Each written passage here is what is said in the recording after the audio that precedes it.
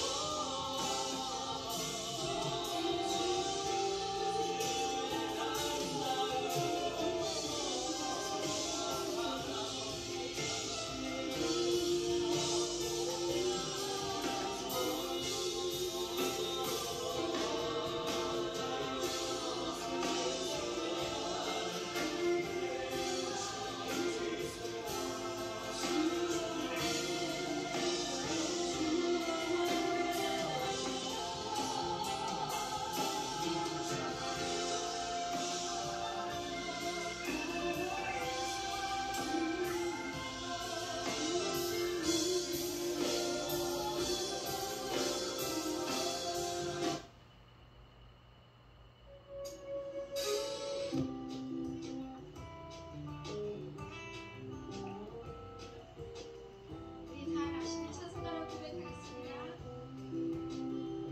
참 아름다워라 주님의 세계는 저 솔로몬의 것보다 더 고운 내 가와 주 찬송하는 여호와의 새소리 내 아버지의 지으신 소식이로다. 이절로 참 아름다워라 주님의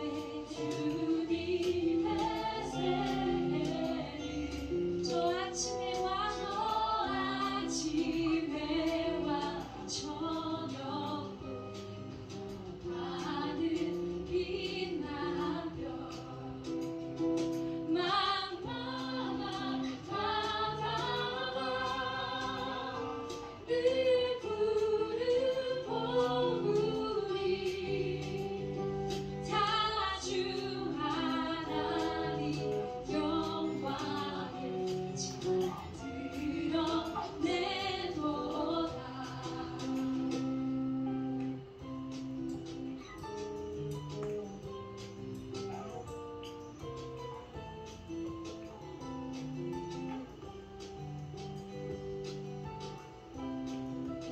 우리 그 하나님의 아름다우심을 다시 한번 노래할 때 목소리 높여서 3절로 고백하겠습니다. 참 아름다워라 주님의 세계를 저 산에 부는 바람과 찬양하시는 그 소리 가운데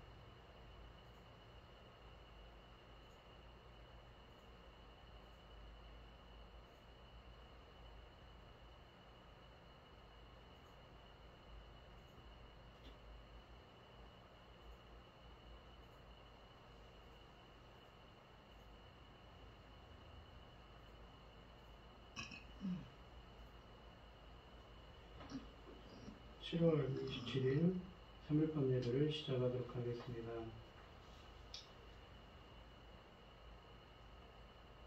사도신경 하시고 신앙고백 하시겠습니다.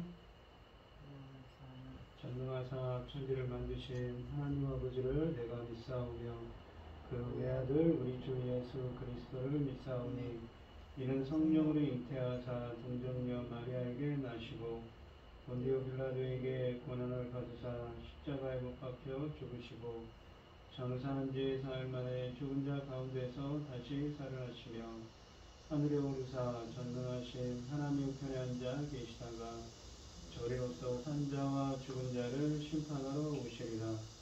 성령을 믿사오며 거룩한 공예와 성도가 서로 교통하는 것과 죄를 사하여 주시는 것과 몸이 다시 사는 것과 영원히 사는 것을 믿사옵나이다. 아멘. 찬송가 314장입니다. 내 구주 예수를 더욱 사랑 엎드려 비는 말 들으소서. 내 진정 소원이 내 구주 예수를 더욱 사랑 더욱 사랑. 이전에 세상 나 기뻤어도 지금 내 기쁨은 오직 예수. 다만 내 비는 말 내 구주 예수를 더욱 사랑 더욱 사랑. 이 세상 떠날 때 찬양하고 숨질 때 하는 말 이것일세. 다만 내 비는 말 내 구주 예수를 더욱 사랑 더욱 사랑. 아멘. 오늘 함께 하실 하나님의 말씀은 로마서 14장 13절로 23절 말씀입니다. 로마서 14장 13절로 23절입니다. 교독을 하시겠습니다. 제가 먼저 읽겠습니다. 성경 교독을 하시고 교인이 집사님 기도해 주시겠습니다. 그런즉 우리가 다시는 서로 비판하지 말고 도리어 부딪힐 것이나 거칠 것을 형제 앞에 두지 아니하도록 주의하라. 내가 주 예수 안에서 알고 확신하노니 무엇이든지 스스로 속된 것이 없으되 다만 속되게 여기는 그 사람에게는 속됨이라. 만일 음식으로 말미암아 내 형제가 근심하게 되면 이는 내가 사랑으로 행하지 아니함이라. 그리스도께서 대신하여 죽으신 형제를 내 음식으로 망하게 하지 말라. 그러므로 너희의 선한 것이 비방을 받지 않게 하라. 하나님의 나라는 먹는 것과 마시는 것이 아니요 오직 성경 안에 있는 의와 평강과 희락이라.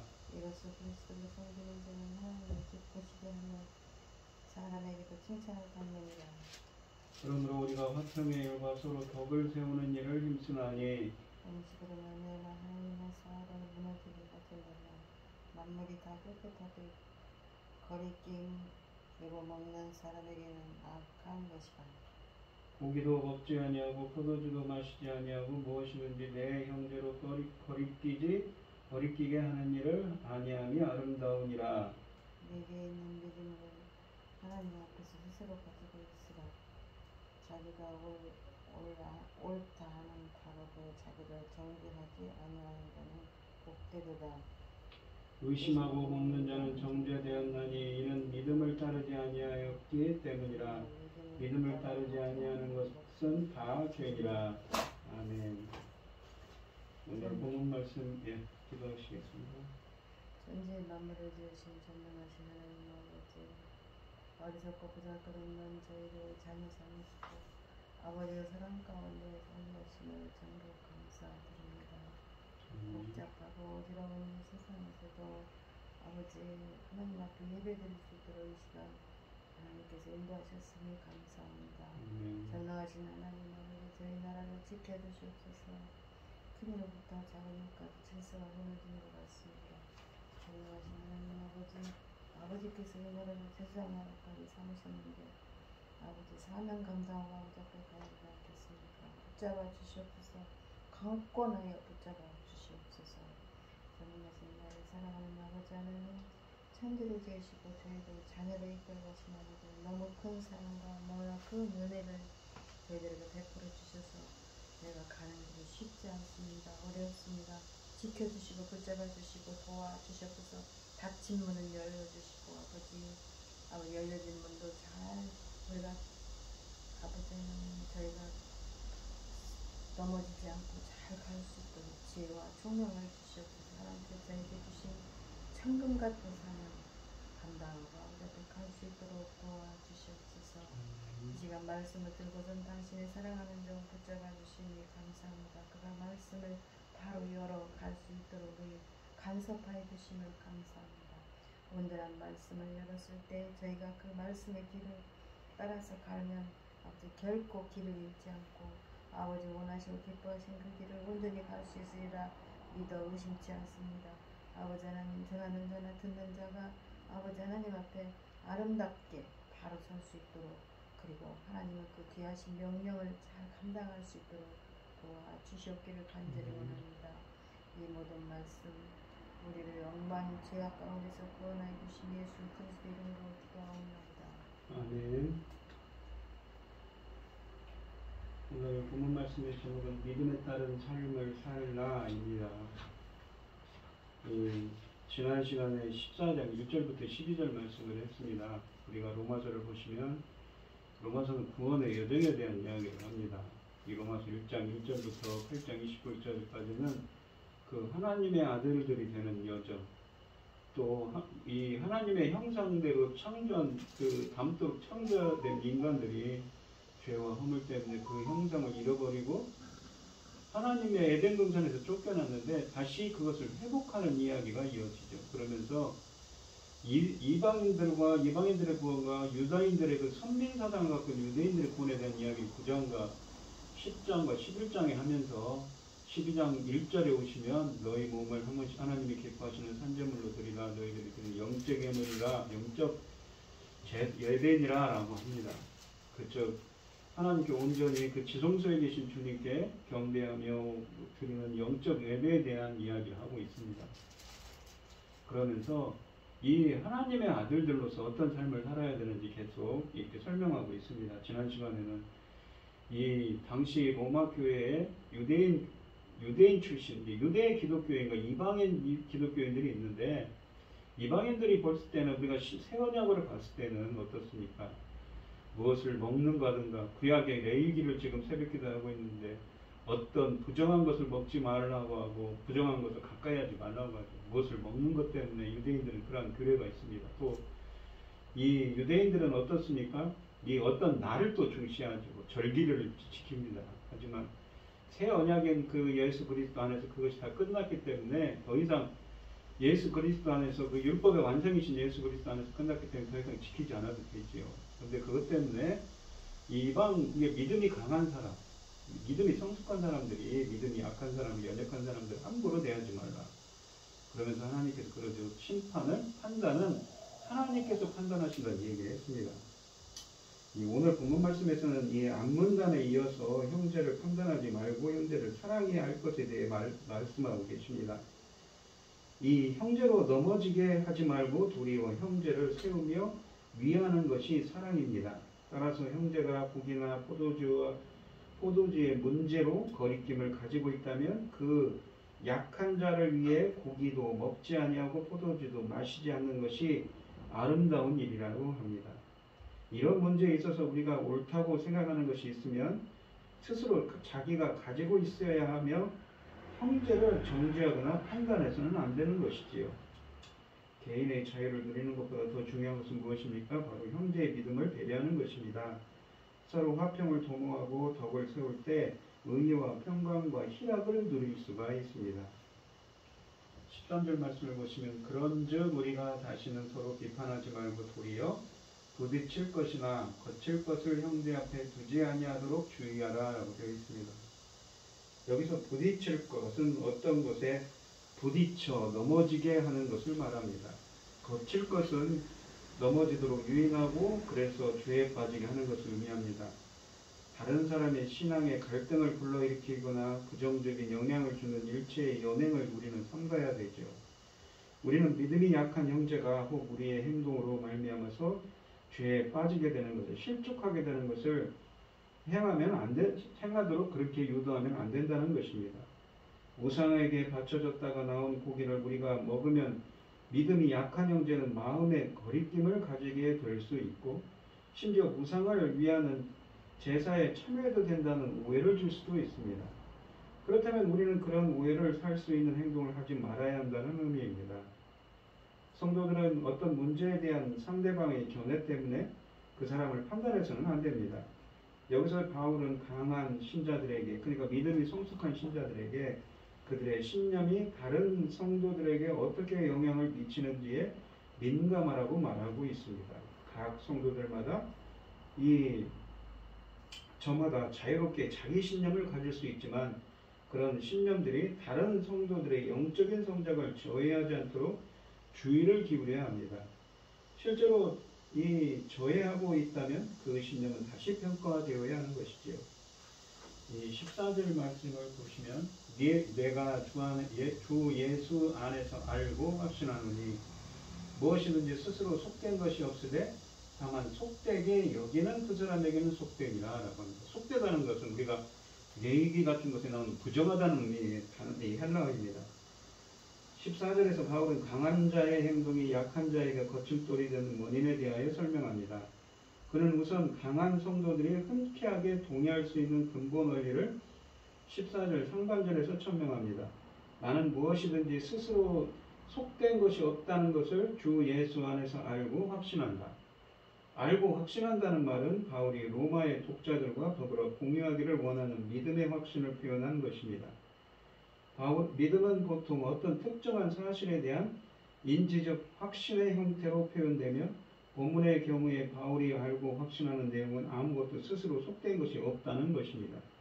그는 자신의 믿음의 확신에다 주 예수 안에서라는 말을 덧붙입니다. 주 예수 안에서는 주님과의 신비적 연합을 뜻합니다. 그리고 우리가 로마서 1장 18절에 있는 것처럼 이 복음, 즉 공정하신 하나님의 의가 나타나서 알게 된 그 믿음 안에서 확신하고 확신하는 것입니다. 본문의 주장과 유사한 진술이 마가복음에 등장합니다. 마가복음 7장 19절에 보시면 그가 모든 음식물을 깨끗하다 하시느니라 라고 예수님께서 말씀하십니다. 그렇다면 바울은 이 14절 상반절에서 마가복음에 등장하는 예수님의 이 말씀을 자신의 논지를 위해 끌어다 썼을 가능성이 있습니다. 본문이 말하는 속된 것은 의심할 여지 없이 구약의 정결법에 관한 것을 배경으로 합니다. 그것은 일상의 헬라어에서 전한 것을 뜻하지만 구약에서 그것은 속된 것, 부정하는 것을 뜻합니다. 구약에서 음식 문제들만 아니라 정결의식은 큰 중요성을 가지고 있었습니다. 이 유대인들, 그냥 예수님을 믿지 않는 유대인들뿐만 아니라 심지어 유대교에서 이 개종한 유대 기독교인들조차도 율법에 부정하고 속된 것으로 규정된 음식을 먹는 것을 피하려고 당시에 했다는 것이죠. 믿음이 강한 자들은 그리스도 안에서 이런 옛 종교적인 계율들이 이미 효력을 향실했다는 것을 깨달았기 때문에 아무것도 스스로 속된 것이 없다는 바울의 주장에 흔쾌하게 동의했을 것입니다. 하지만 문제는 믿음이 약한 성도들의 인식에 있었습니다. 왜냐하면 다만 속되게 여기는 그 사람에게는 속되기 때문입니다. 믿음이 강한 성도들이 깨달아야 할 점은 사람들마다 진리를 인식하는 능력이 서로 다르다는 것이죠. 신앙의 성숙도도 다 다릅니다. 그리스도의 오심은 율법이 교훈하는 정결의식들에 대해서 이 종지부를 찍었지만 더 이상 할 필요가 없지요. 예수 그리스도에서 완성이 됐기 때문에. 믿음이 약한 성도들은 이 사실을 깨닫고 자신의 삶에 구체하는 데는 시간이 걸린다는 것입니다. 로마에 있는 이 유대교에서 개종한 유대 기독교인들은 옛날 그 종교적 관습들이 새 시대의 도래에도 불구하고 여전히 유효하다고 믿었기 때문에 율법이 금하는 특정한 음식들을 여전히 부정하고 속되게 여겼습니다. 이 여기다라는 말은 가볍게 그냥 어떤 의견을 피력하다라는 의미보다는 율법의 말씀에 근거한 종교적인 확신을 갖다는 의미입니다. 하지만 바울은 옛 종교적 계율들을 하나님의 말씀으로 알고 확신하는 유대인 기독교인들을 정죄하려고 하지 않습니다. 그들은 단지 자신들의 믿음의 한계 내에서 주를 위한 헌신의 삶을 산다고 믿었던 소위 믿음이 연약한 자들이었을 뿐입니다. 아직 그 신앙이 성숙되지 않았다는 얘기죠. 바울은 또한 정결의식에 관한 율법의 폐지를 주장하지도 않습니다. 그는 단지 옛 종교적 계율들을 여전히 소중하게 붙들고 있는 성도들이 존재하는 공동체 내에서 성숙한 성도들, 강한 성도들이 어떻게 자신의 자유를 표현해야 하는가를 다룰 뿐입니다. 어떤 것은 해도 되고 어떤 것은 해서는 안 되는 것을 상세하게 구별하는 일에 바울은 별 관심이 없습니다. 여기서 관심 있는 것은 민감한 문제에 직면할 때 성숙한 성도가 취해야 할 행동은 무관심과 중립의 태도가 아닙니다. 참된 믿음은 자신의 자유를 방종을 위한 기회로 삼지 않고 오히려 약한 형제를 위한 사랑의 배려로 표현해야 된다는 것이죠. 그 사람을 갖다가 함부로 정죄하는 것이 아니라 그 사람을 잘 타일러서 그 사람을 옳은 길로 인도하는 사람들이 돼야 되죠. 자기가 성숙한 성도라면 그래야 된다고 이야기하는 겁니다. 15절 말씀을 보시면 만일 음식으로 말미암아 내 형제가 근심하게 되면 이는 내가 사랑으로 행하지 아니함이라. 하나님 그리스도께서 대신하여 죽으신 형제를 네 음식으로 망하게 하지 말라라고 말씀하십니다. 그러니까 이 율법에 나타난 음식의 규례들이 있죠. 어떤 음식들은 부정하기 때문에 먹지 말라. 그로 인해서 여전히 고민하는 기독교인들이 당시 있었습니다. 이 15절은 이 백성 형제 앞에 거칠도를 두지 말라는 13절의 권면을 위한 근거를 제공하기 때문에 14절은 삽입구적인 그 사이에 낀 삽입구적인 성격을 갖습니다. 이 형제들 앞에 거침돌을 두지 말아야 하는 이유는 뭐냐면 믿음이 강한 자가 음식 먹는 자신의 자유를 고집함으로써 이 믿음이 약한 형제를 근심하게 만들고 결국 형제사랑의 원칙을 무너뜨리기 때문이라는 것이죠. 여기서 형제는 1절, 그러니까 14장 1절에 나오는 믿음이 연약한 자를 가리킵니다. 바울은 형제란 말을 사용하여 강한 성도들, 그러니까 성숙한 성도들 각자에게 개인적으로 호소합니다. 한글 성경에 보시면 근심하다라고 번역된 동사는 이 70인경에서 자주 분노하다라는 의미로도 쓰여졌습니다. 따라서 그것은 단순한 근심보다는 상처받은 양심의 고통을 지칭할 수 있습니다. 믿음이 약한 형제들은 믿음이 강한 자들의 자유분방한 행동으로 인해 압력을 받게 되어 자신의 양심이 허락되지 않는 행동을 함으로써 상처받은 양심의 고통을 느끼게 되는 것이지요. 따라서 강한 자들은 자신들의 분별 없는 행동으로 인해 기독교 윤리의 근본 원리인 형제사랑, 이웃사랑을 저버릴 수가 있다는 것입니다. 사랑을 쫓아 행하다는 말은 성령을 쫓아 행하다는 표현과 상반됩니다. 쫓다라는 말은 여기서 보면 쫓다는 말은 이 헬라어 전치사로 카타라는 말, 무엇에 따라서라는 말인데 행동의 규범 또는 표준을 뜻하는 용어입니다. 성도는 개인적인 믿음의 확신을 쫓아 살아가야 하지만 그의 삶은 결코 아무런 규범이나 표준도 없는 의무적인 삶이 아니라는 것이죠. 사랑은 이 성령이란 표준을 쫓아 행하는 전형적인 유형의 삶이라고 갈라디아서 5장 19절 23절에 말합니다. 만일 어떤 사람이 믿음을 가졌다고 하면서 사랑의 정신을 범하는 행동을 한다면 그는 성령을 쫓아 행하는 것이 아니라 그의 믿음은 결코 잘못된 길로 들어선 것이라는 것이죠. 참된 믿음은 우리를 위해 자신을 십자가에 내어준 그리스도를 본받는 삶으로 표현되어야 합니다. 바울은 그리스도께서 대신하여 죽으신 형제를 내 음식으로 망하게 하지 말라고 또한 경고합니다. 바울은 여기서 영원한 멸망을 염두에 두고 있음이 분명합니다. 이 본문의 명령은 두 가지 두드러진 특징을 가집니다. 첫째는 여기서 바울은 강한 자들의 행동이 약한 형제를 망하게 할 수 있다고 합니다. 바울은 강한 자들의 분별 없는 행동이 약한 형제들에게 상처를 주고 궁극적인 영적 파멸에 이르도록 만들 수 있음을 경고합니다. 바울이 구체적으로 어떤 상황을 염두에 두고 있는지는 분명하지 않지만 그는 강한 자들의 업신여기는 태도 때문에 약한 자들이 그들의 믿음을 완전히 버리게 될 수 있다고 생각한 것 같습니다. 둘째로 바울은 그리스도께서 약한 형제의 구원을 위해서 어떤 엄청난 희생을 지불했는지를 상기시켜 줍니다. 그는 그리스도께서 대신하여 죽으신 형제입니다. 만일 그리스도께서 약한 형제를 위해 엄청난 희생의 대가를 치르셨다면 어떻게 강한 자가 그의 생명보다 음식과 같은 사소한 문제를 더 소중히 여길 수 있겠는가요? 만일 약한 형제가 강한 형제의 이 분별 없는 행동으로 인해 믿음을 잃어버리게 된다면 그것은 전적으로 그 강한 성도의 책임으로 돌아갈 것입니다. 성숙한 그리스도인은 자신의 자유를 과시하지 않습니다. 그들은 갓 회심한 자들에게 민감합니다. 이는 그들의 믿음이 그러한 자유 과시 때문에 파괴될 수 있기 때문인 것이죠.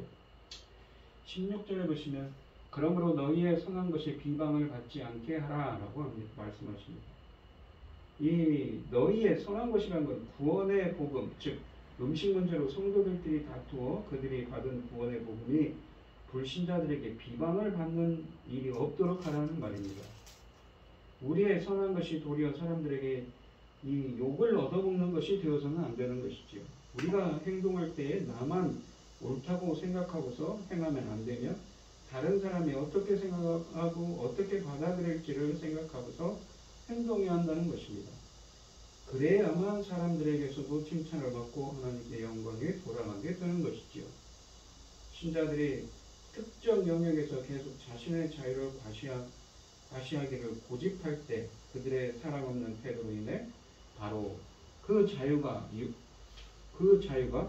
욕을 당할 수 있습니다. 이것은 그리스도인 회중들 안에는 들어설 자리가 없으며 불신자들에게는 기독교에 대한 형편없는 광고가 될 수가 있다는 것이지요.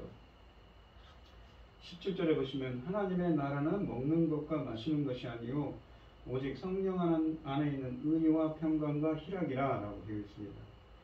이어서 바울은 이 앞절의 본면에 대한 이유로서 하나님 나라의 성격을 말합니다. 하나님의 나라, 그게 하나님의 나라, 천국을 의미하죠. 17절에서 이 바울은 강한 성도들의 분별 없는 행동을 꾸짖기 위해 하나님 나라의 성격에 호소합니다. 자신의 자유를 추구하기에 약한 형제들의 양심에 상처를 주고 그들에게 영적인 위해를 가하는 것은 그들이 지금 경험하고 있는 하나님 나라의 실제와 부합하지 않습니다. 하나님 나라는 먹는 것과 마시는 것이 아니고 오직 성령 안에 있는 의와 평강과 희락이라고 합니다. 이것은 하나님 나라의 핵심, 본질이 무엇인가를 말합니다. 곧 하나님의 나라는 먹는 것과 마시는 것이 그 본질이 아닙니다. 먹고 마시는 것이 하나님 나라에서 중요한 핵심적인 요소가 아니라는 의미입니다. 물론 하나님 나라에서도 먹는 것과 마시는 것이 있다고 이 복음서에, 이 공간 복음서에 쓰여져 있죠. 마태복음 26장 29절 같은 곳에 쓰여져 있습니다. 예수님도 먹기를 잘하셨고 포도주를 즐기셨습니다. 그러나 먹는 것과 마시는 것이 하나님 나라의 본질적인 요소는 아니라는 것이죠. 오히려 성령 안에서 의와 평강과 희락이 하나님 나라의 특징이며 본질적인 요소라는 것이죠. 의라는 것이 무엇입니까? 바로 옳은 것, 의로운 것, 옳은 것을 뜻합니다. 죄에 반대되는 개념이죠. 의라는 것은 하나님의 속성입니다. 공정하신 하나님을 의미합니다. 우리 자신에게 의는 하나님과 인간의 바른 관계성을 의미합니다. 우리 인간들이 하나님과 관계가 끊어졌죠. 에덴 동산에서. 하지만 다시 하나님과의 바른 관계, 하나님께서 그 사람을 의롭다고 인정하는 것은 무엇인가? 하나님의 그 의의 기준에 부합했다는 것입니다. 하나님이 인정했다는 의미입니다. 하나님의 말씀에 순종했다는 말입니다. 예수님을 믿음으로 말미암아 하나님의 의 또한 성도들의 삶은 의로 특징지어집니다. 비록 우리에게는 여전히 부족함과 연약함이 많지만 그래도 불신자들의 삶과 비교했을 때 상대적으로 의로운 삶으로 특징지어진다고 말할 수 있는 것이지요. 평강이라는 것은 헬라어로 에이레네입니다. 우리가 구약성경에서 샬롬이라고 그랬죠. 예수 그리스도를 믿음으로써 구원을 얻은 자의 그 영혼의 평온한 상태, 하나님과의 관계의 회복을 의미합니다. 하나님께서 자기 백성, 하나님께서 택한 자, 의인에게 주시는 복의 대표적인 것입니다. 악인에게는 평강이 없습니다. 예수 그리스도 안에서 주시는 구원받은 자의 영혼의 평온한 상태를 의미합니다. 또한 평강 에이레는 무엇입니까? 화목을 뜻하기도 하죠. 동료 기독교인들과의 화목을 의미하기도 합니다. 희락이라는 것은 단순한 즐거움의 느낌이 아니라 환난 중에도 하나님의 약속을 확신하는 데서 솟아나는 영적인 만족 혹은 기쁨을 의미합니다. 중요한 것은 우리의 의와 평강과 희락은 성령 안에서 성령으로 주어진다는 사실입니다. 성령이 우리 안에 거하실 때 우리가 의를 얻고 또 의 가운데 살게 된다는 것입니다. 성령이 충만할 때 우리 안에 평강과 기쁨이 넘치게 됩니다. 따라서 성령의 충만을 받는 삶을 사는 것이 하나님 나라의 본질을 잘 드러내게 된다는 것이죠. 18절 말씀을 보시면 이로써 그리스도를 섬기는 자는 하나님을 기쁘시게 하며 사람에게도 칭찬을 받느니라. 이 18절에서 바울은 앞절의 요점을 한층 더 분명하게 적용합니다. 이 내용적으로는 이 15, 16절에서 말한 것의 계속이며 결론 형태입니다. 그래서 이 17절은 15, 16절에 대한 이유 내지는 보충 설명이지요. 의와 평강과 희락이 하나님 나라의 삶의 중심되는 요소이기 때문에 이로써 그리스도를 섬기는 자는 하나님을 기쁘시게 할 뿐만 아니라 사람들에게도 존경을 받게 된다는 것입니다. 이로써라는 말은 17절에서 묘사된 하나님 나라의 합당한 삶의 방식을 가리킵니다. 신자는 하나님 나라의 합당한 방식으로 그리스도를 섬기는 사람입니다. 섬기다라는 말은 성도가 주인의 명령을 따라 이 섬기는 종이라는 것을 의미합니다. 주인의 요구를 만족시키는 종만이 그의 주인을 기쁘시게 할 수 있지요. 특별히 본문은 성도가 그리스도를 자신의 주인으로 섬기는 종이라고 말합니다. 그는 하나님 나라의 합당한 방식으로 또는 하나님 나라에 초점을 둔 방식으로 그리스도를 섬길 때 하나님을 기쁘게 할 수가 있습니다. 성도는 그리스도의 주권에 복종하는 삶을 살 때만 하나님의 인정을 받을 수 있습니다. 그것은 먹고 마시는 것을 중시하기보다 성령 안에서 의와 평강과 희락을 쫓는 삶인 것이지요. 또한 그것은 그리스도께서 십자가상에서 실천하신 사랑의 본을 따르는 삶이기도 합니다. 이 19절 말씀을 보시면 그러므로 우리가 화평의 일과 서로 덕을 세우는 일을 힘쓰나니 라고 합니다. 여태까지 논의한 것의 결론 형태를 띠는 권면을 19절에서 하고 있습니다. 그러므로는 본절의 이 권면이 이 17, 18절에서 천명한 하나님 나라의 원리들에 근거하고 있음을 시사해 줍니다.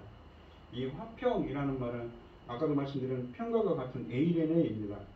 샬롬이지. 그러므로 우리가 화평의 일과 서로 덕을 세우는 일을 힘쓰느니라 라고 그랬습니다. 우리가 힘써야 할 것은 화평의 일들과 서로를 향한 건덕, 이게 덕을 세우는 일입니다. 덕을 세운다라는 말의 원어는 오이코도메로서 집을 세우는 것을 의미합니다. 집을 세우듯이 우리는 형제를 세워 주어야 된다는 것이죠. 20절의 말씀해 보시면 음식으로 말미암아 하나님의 사업을 무너지게 하지 말라. 만물이 다 깨끗하되 거리낌으로 먹는 사람에게는 악한 것이라 라고 되어 있습니다. 바울은 단수 2인칭 명령법을 사용하여 로마의 강한 성도들에게 보다 직접적인 호소를 합니다. 하나님의 일을 무너뜨리지 말라고 합니다. 이 금지 명령은 서로 덕을 세우는 일에 힘쓰라는 19절의 권면과 반대를 이룹니다. 무너뜨리다라는 용어는 세우다라는 말의 반대말입니다. 바울은 19절에서 공동체 전체를 세우는 길이 무엇인가를 교훈했다면 20절에서는 그것을 무너뜨리는 행위에 대해서 경고합니다. 무너뜨리다 라는 동사는 15절에 이 망하게 하다 라는 동사와 동일한 의미를 지닙니다. 이들 평행절을 비교하면 하나님의 사업은 공동체를 세우는 일을 지칭하는 것이 분명합니다. 로마교회의 경우에 어떤 음식을 먹느냐 먹지 않느냐 하는 문제는 개별 신성도의 판단의 자유에 속한 문제이지만 동료 형제들의 약한 믿음을 배려하지 못하는 강한 성도들의 분별 없는 행동은 그들을 영적인 위험에 빠뜨리고 결국 공동체를 무너뜨릴 수 있다는 것입니다. 그런 위해 행위는 음식으로 인하여 약이 될 수 있다는 것이지요. 물론 바울은 강한 성도들이, 그러니까 성숙한 성도들의 새 언약 백성으로서 율법이 교훈하던 옛 종교적 계율들의 속박을 받지 않고 먹고 마실 수 있는 자유를 소유하고 있다는 사실을 인정합니다. 아마도 만물이 다 깨끗하다라는 말은 강한 자들의 슬로건이었을지도 모릅니다. 깨끗하다는 말은 구약에서 의식적인 정결을 뜻하는 말입니다. 이 신약시대의 유대인들은 이러한 구약적 전통에 따라서 음식을 정한 것과 부정한 것으로 구분하였고 이러한 구분은 유대 기독교인들 중에서도 지속되고 있었습니다. 하지만 예수님은 그것을 폐지하고 영적인 차원에서 새롭게 이해했습니다. 예수 그리스도 안에서 다 완성된 것이죠. 그래서 그 예수 그리스도께서 그런 정결의 일을 하시는 분입니다. 그의 교훈 전통을 잘 알고 있었던 신약의 저자들도 의식적인 옛 정결 개념이 새 시대의 구속력을 더 이상 갖지 못한다고 확신했습니다. 하지만 이러한 확신은 모든 그리스도인들이 공유한 것은 아닙니다. 이를테면 로마 교회 내의 약한 성도들은 그러한 이해를 아직 갖지 못하고 있습니다. 여전히 옛 종교적 규범들에 갇혀 있었던 것이지요. 그들은 분명히 믿음이 약한 자들로서 신앙인식의 한계를 지녔던 자들이었습니다. 바울이 20절 하반절에서 강한 자나 약한 자 중에서 강한 자의 태도를 염두에 두고 말하는 것입니다. 그래서 약한 형제를 걸려 넘어지게 하는 방식으로 먹는 자에게는 그 먹는 행위는 악하다고 말하는 것이지요. 바울은 이미 13절에서 강한 성도들이 악한 형제들 앞에 부딪힐 것이나 거칠 것을 두지 말라고 권면한 바 있습니다. 더욱이 21절에 보면 이러한 의미를 한층 더 뒷받침합니다. 만일 음식 먹는 문제로 인해 믿음이 연약한 성도들이 실족하게 된다면 바울은 고기도 먹지 아니하고 포도주도 마시지 아니하고 무엇이든지 내 형제로 거리끼게 하는 일을 아니함이 아름답다고 말하는 것이지요. 문맥적으로 바울은 계속해서 강한 성도들의 태도를 염두에 두고 말하고 있습니다. 그리고 20절 하반절에 악하다는 말은 21절에 아름답다는 말과 반대말입니다. 그렇다면 악하다는 것은 어떤 다른 사람에게 행한 악한 행위를 지칭하는 것이 분명합니다. 이런 문맥적인 관찰들을 종합해 볼 때 바울은 본문에서 강한 성도들이 악한 형제들을 실족하게 하는 방식으로 음식을 먹는 행위를 하지 말 것을 권면하는 것이지요. 그리스도인은 주께서 은총의 선물로 주신 자유를 소중하게 여겨야겠지만 항상 그것을 주를 위하고 이웃을 사랑하는 삶으로 나타내야 합니다. 만일 사랑으로 일하는 믿음을 나타내는 성도라면 그는 결코 이웃에게 악을 행하지 않습니다. 21절에 보시면 고기도 먹지 아니하고 포도주도 마시지 아니하고 무엇이든지 내 형제로 거리끼게 하는 일을 아니함이 아름다움이라 라고 말합니다. 20절과 21절은 반대의 평행을 이룬다고 했습니다. 강한 성도가 약한 형제를 실족하게 하는 방식으로 음식을 먹는 행위는 이 악한 반면에 형제를 실족하게 할 만한 일을 하지 않기 위해서 고기를 먹거나 포도주를 마시지 않냐는 것은 좋은 일이라는 것입니다. 약한 형제가 고기 먹기를 거부하는 것은 율법의 음식 규정들에 기인한 것일 수 있습니다. 예를 들면 피를 온전히 빼지 않은 고기나 부정한 짐승의 고기 같은 것은 우상에게 바친 고기 등은 이스라엘 백성이 먹어서는 안 되는 것이었습니다. 물론 고기 먹는 것 자체가 율법에서 금지된 것은 아니고 유대인들도 채식주의자가 아니었습니다. 바울은 무엇이든지란 말을 덧붙임으로써 보편적으로 적용될 만한 원리를 제시하는데 관심을 기울입니다. 비단 고기를 먹고 포도주를 마시는 것만 아니라 이 약한 형제를 실족하게 할 만한 어떤 것이든지 하지 않는 것이 선하다는 것이지요. 교회의 회복과 덕을 추구하는 성도는 동료 형제가 걸려 넘어지게 할 만한 행동을 삼가야 됩니다.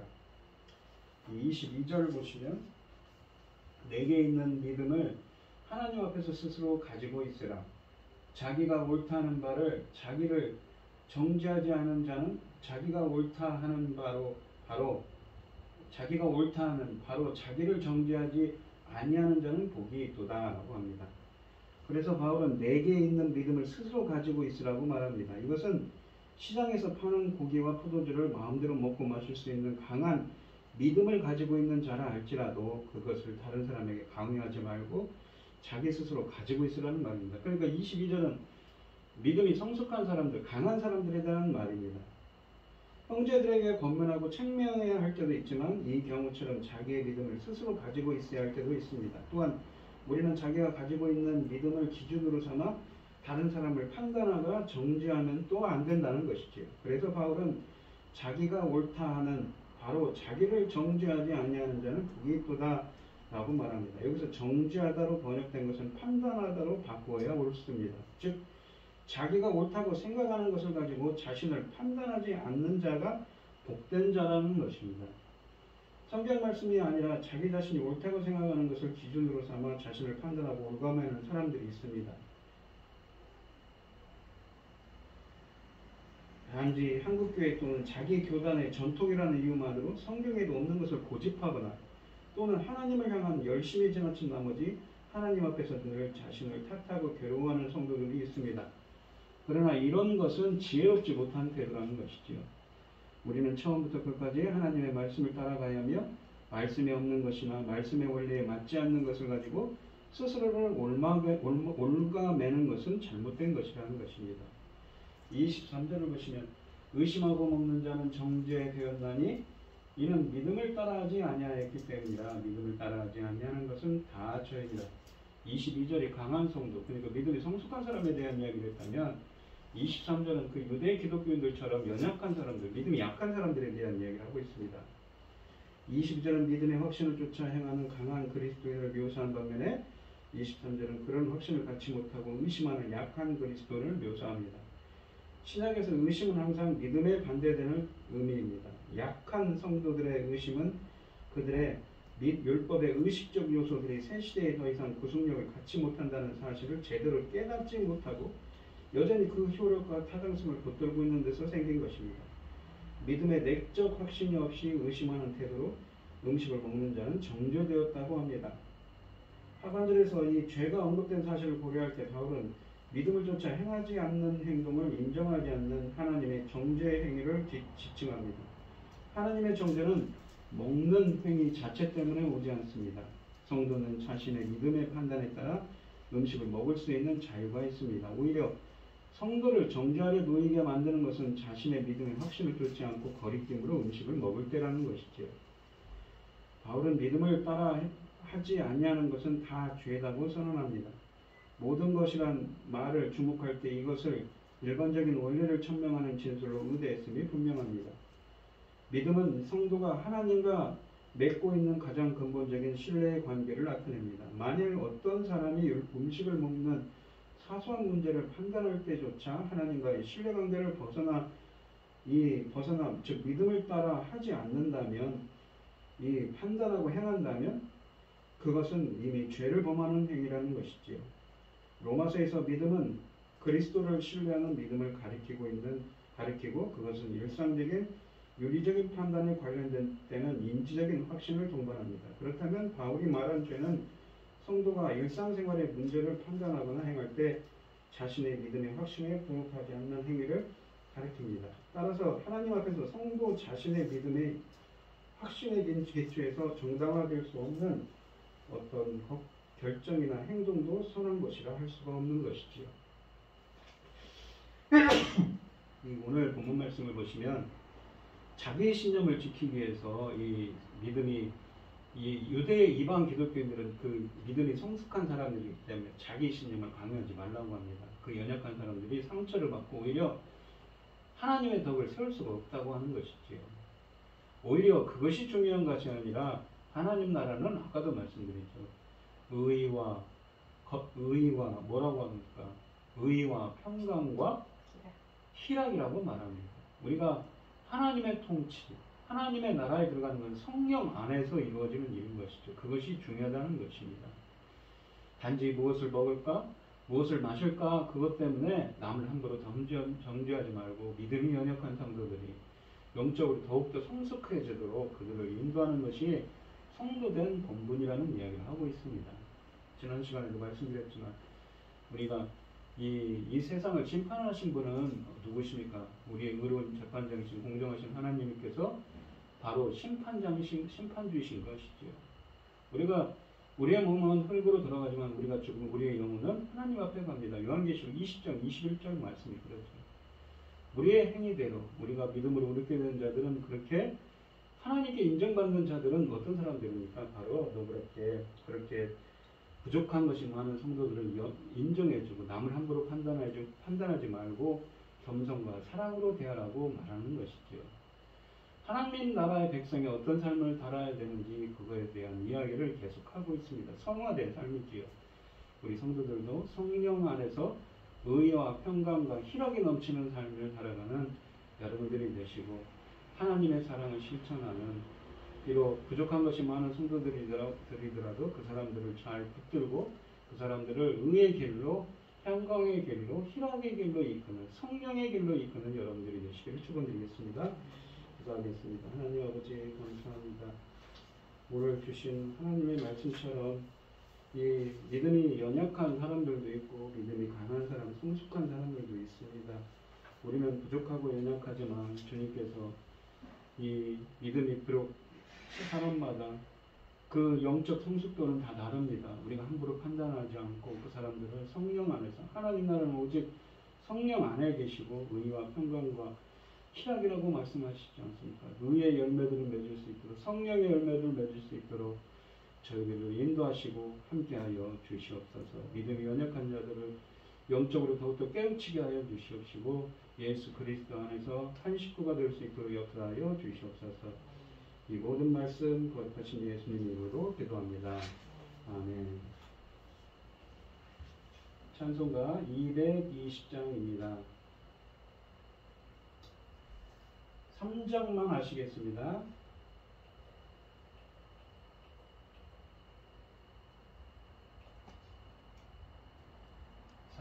사랑하는 주님 예수 같은 주로 섬기나니 한 피바다 한 몸이른 형제여 친구들이여 한 몸같이 친밀하고 마음으로 하나 되어 우리 주님 크신 뜻을 지성으로 준행하세. 아멘. 축도하심으로 오늘 예배를 마치겠습니다. 이제는 주 예수 그리스도의 은혜와 하나님의 극진하신 사랑과 성령의 교통하심이 하나님 나라에 오시기를 하나님의 온전한 통치 안에서 성령 안에서 의와 평강과 희락의 은혜를 드리기를 원하는 성도들 머리 위에 이제부터 영원히 함께 있을지어다. 아멘.